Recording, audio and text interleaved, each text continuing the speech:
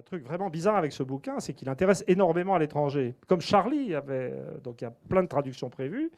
J'ai vu des gens de la presse, et en particulier des gens des Italiens et des Espagnols.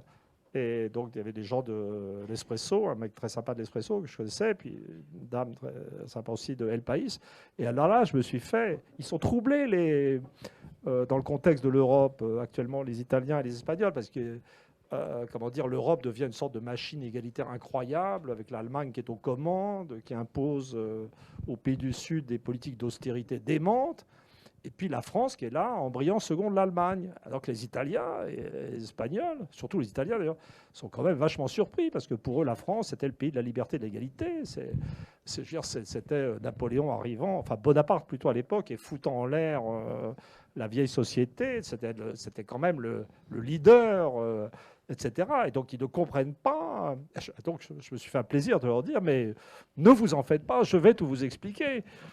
La deuxième France, celle que vous ne connaissez pas aussi bien, la France catholique, hiérarchique, périphérique, celle qui a été anti-dreyfusarde et qui a soutenu le régime de Vichy, est aux commandes.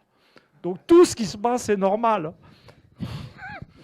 Je veux dire, la France dans l'Europe est devenue une escroquerie, je dirais presque d'échelle planétaire. Vous voyez, c'est pas la bonne France qui est aux commandes.